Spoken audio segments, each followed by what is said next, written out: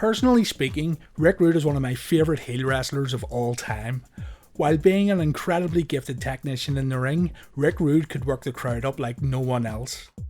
In an era where being a heel meant you had to be oversized and screaming into a camera, Rick was the epitome of the guy you loved to hate, as he claimed he was better than us fat, ugly, inner city sweathogs. What makes Rick Rude even greater than most was he had the ability to back up everything he said. A natural heel who had an incredible career in professional wrestling, this is the story of Ravishing Rick Rude. Richard Irwin Rude was born on December 7th, 1958 in St. Peter, Minnesota. While growing up, he was close with his childhood friend Kurt Hennig, who he attended school with.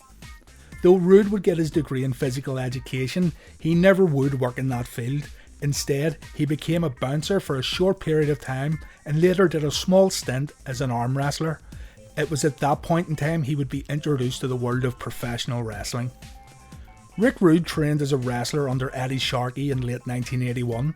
Viewers of my previous videos will notice that Eddie Sharkey's name pops up quite often as a trainer to the wrestling stars. Sharkey was also responsible for training Bob Backlund, the Road Warriors, X-Pac, Jerry Lynn, Austin Aries and Eric Rowan, just to name a few. Rick Rude began his pro career in the NWA's All-Star Wrestling in 1983, where he was mainly a babyface jobber by the name of Ricky Rude. He would jump from Georgia Championship Wrestling to the Memphis-based Continental Wrestling Association. After a brief and uneventful stint in Jim Crockett Promotions in 1984, he would return to Memphis near the end of the year, debuting his Ravishing Rick Rude character, an arrogant, cocky and confident performer who thought he was God's gift to wrestling and women. The thing is though, even with his cocky attitude, Rick Rude could really back it up in the ring. He was extremely good, as were many who came out of Sharkey's wrestling school. In a time when most heels in wrestling were large stumbling brutes and most faces were body guys who had questionable working ability, Rick Rude stood out as a gifted performer. 1984 to 1985 saw Ravishing Rick Rude compete in Championship Wrestling from Florida, where he would capture their heavyweight title. Managed by Percy Pringle, he would also find feuds with the legendary Wahoo McDaniel and Billy Jack Haynes. The following year, Rick Rude travelled to World Class Championship Wrestling to enter into feuds with Gentleman Chris Adams and Kevin Von Erich. He formed a short-lived tag team with his future WWF nemesis, the Dingo Warrior, but the Warrior turned on him and became babyface. When Rick Rude came to the WWF in 1987, after another short stay in Jim Crockett Promotions, he was under the management of Bobby the Brain Heenan. Rick Rude drew instant heat from the WWF fans and soon became one of their top heels. Mr. Wonderful Paul Orndorff was another Heenan family stablemate who shared similarities in personality and physique to Rick Rude, though he was a bit older. As Bobby Heenan started to favour Rick Rude over Mr. Wonderful, the two would end up feuding as Paul Orndorff parted ways with the Heenan family. The conflict concluded with Rick Rude gaining the upper hand and Mr. Wonderful Paul Orndorff leaving the WWE shortly after. During his early days in the WWF, Rude would craft his arrogant character and go one step further by insulting the fans in attendance, calling the men sweathogs or other demeaning names based on their weight, which he would then follow by taking off his robe for the ladies to give them all a show. It was top class heel work. Rather than spend time running down his opponents, Rude would prefer to taunt the crowd and perform for the women. He would have Bobby Heenan bring a lucky lady from the local crowd into the ring to get a kiss from the heelish heartthrob. The audience booed, the women in the ring fainted, and then Rude ditched her, threw her to the side and posed, laughing and gyrating his hips. Honestly, no one else was doing things like this in 1980s WWF. Rick Rude should take a lot of credit. One of Rick Rude's most famous storylines involved Jake the Snake Roberts and his wife Cheryl. Rick Rude was unaware that he was trying to swoon Mrs. Jake Roberts, who sat in the audience and was picked out by Bobby Heenan. The Brain also had no idea that this was Jake's wife that he just selected to get into the ring. After Cheryl rejected Rick Rude and slapped him in the face and then revealed who she was there to see, Rude got annoyed, grabbed her wrist, started berating her on the microphone, and then Jake Roberts hit the ring to make the save. Soon thereafter, Rick Rude came to the ring with a likeness of Cheryl stenciled on the front of his tights. Jake Roberts hit the ring and took the tights off Rick Rude. The audience erupted at the sight of Rude getting disrobed down to his briefs. However, this is what the home audience saw right here, creating the firm impression that Rick Rude had been left naked. Great stuff. The Roberts vs Rude feud ended at Survivor Series 1988 with Jake Roberts getting the win. As a quick side note, it's also been confirmed that Jake and Cheryl done a rather disgusting rib on Rick Rude. When Cheryl kissed Rick Rude in the ring, her mouth was filled with... listen to Bruce Pritchard's podcast and you can learn for yourself. Let's just say that Jake had emptied his snake earlier that day with Cheryl. Anyway, Bruce Pritchard says that while he doesn't know if every detail of the story is factual, Rick Rude was extremely hot as he burst through the curtain after the segment, trying to find out where Jake Roberts was. Rude's next angle was with the Ultimate Warrior, and this feud began in January 1989 at the Royal Rumble, where there was a super posedown. This ended when Rude attacked Warrior with a warm-up bar. Again, according to WWF producer Bruce Pritchard, the plan was for Warrior to botch his pose when Rude sprayed him in the eyes with tanning oil. Warrior was supposed to sell the spray to the eyes, and Rude was going to hit Warrior with his lead pipe a few times in order to cheat, but Warrior didn't sell the spray to the eyes one bit. Instead, Warrior began hulking up even more and more and began opening his mouth, appearing to drink the tanning oil. Bruce Pritchard said that Rude was so furious about this no-sell that he opted to just beat Warrior with the lead pipe, giving him quite a few stiff shots and hitting him longer than initially planned.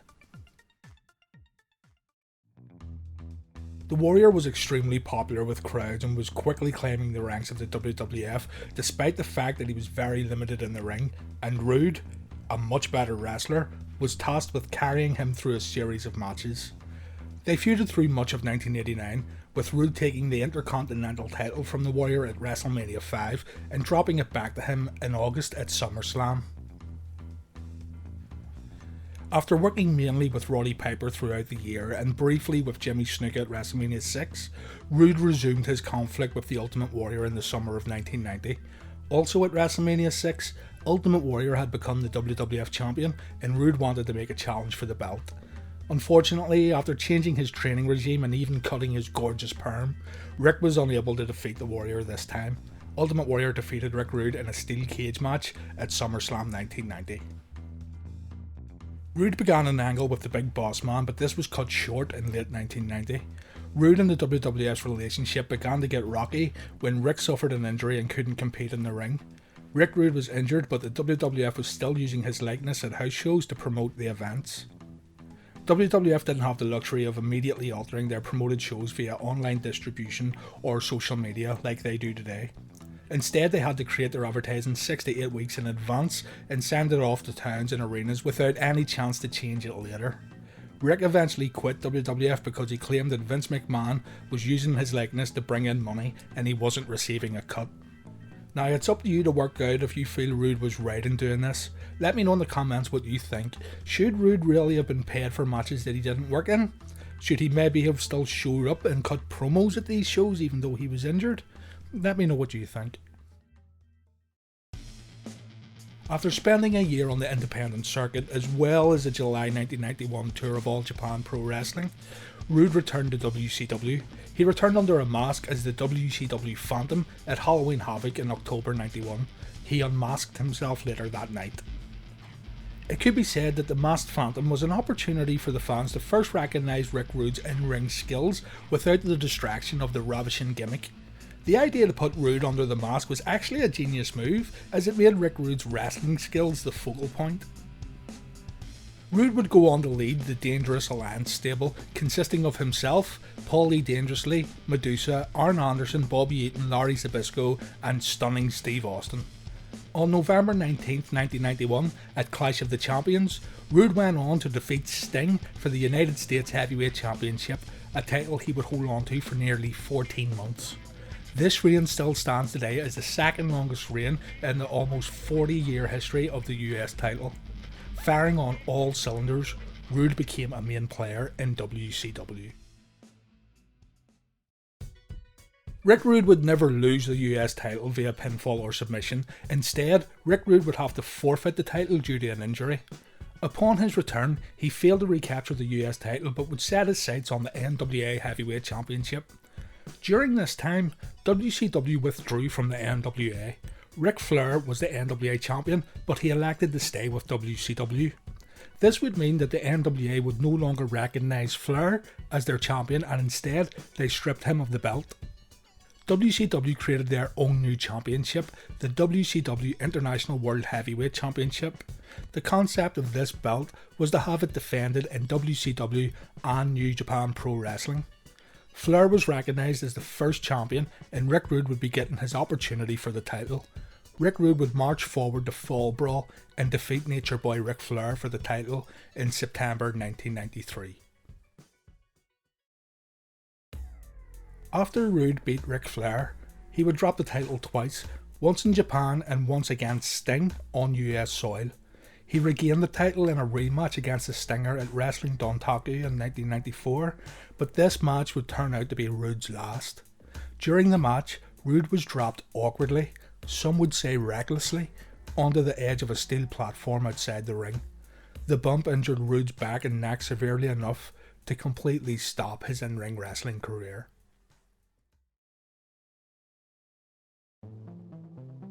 For the remainder of his career, Rick Rude jumped from promotion to promotion. He was in immaculate shape, but because of lingering neck issues, he couldn't compete. Rude did, however, make a one-off return to the ring in 1996 in a six-man tag team match where he partnered with Tommy Dreamer and the Sandman to face Jerry Lawler, Rob Van Dam and Sabu in ECW. Rick Rude went back to the WWF the next year, acting as an insurance policy for Shawn Michaels and Triple H's new DX faction. As a member of D-Generation X, Rude never wrestled but stayed ringside during the group's matches. A little known fact is that Rick Rude also made appearances in ECW while he was still in DX due to the WWF and ECW's working relationship. Not long after returning and a few days after the Montreal Screwjob at Survivor Series 97, Rude once again left the WWF. Rick Rude was good friends with Bret Hart, and he was so outraged at how Vince McMahon robbed Bret in the ring that Rude picked up the phone, phoned Eric Bischoff and joined WCW. Rude didn't have a contract with WWE, he was working on a handshake agreement, getting paid per appearance, so Rude was not obliged to stay with the WWF. And then, as we all know, Rick Rude famously appeared on both WWF Raw's War and WCW Monday Nitro on the same night on November 17th, 1997. On Nitro, he criticised Vince McMahon, Shawn Michaels, DX and the WWF. An hour later on Raw is War, which had been taped 6 days earlier, Rude was on the show to introduce DX to the ring. Also, depending on which market you were in at the time, Rick Rude was also on ECW television that week. Therefore, Rick Rude appeared on WCW, WWF and ECW television all in the same week, a feat that no other man will ever be able to duplicate. In WCW, Rick Rude became a member of the New World Order, managing his friend Curt Hennig. Thus, Rude became the first wrestler to be part of both D-Generation X and the NWO, followed by X-Pac. When the NWO split, Hennig and Rude flip-flopped between NWO Wolfpack and NWO Hollywood. Rude officially left the WCW in March of 1999.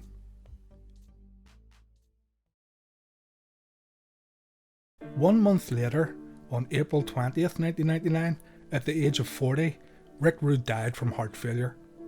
Like many wrestlers of that 80s and 90s era where steroids and drugs were rampant, he died far too young. He was survived by his wife Michelle and their 3 children. Because there was empty prescription bottles found in his home, it was widely discussed that Rick Rude's heart failure was due to a drug overdose. An autopsy report showed he died from an overdose of mixed medications.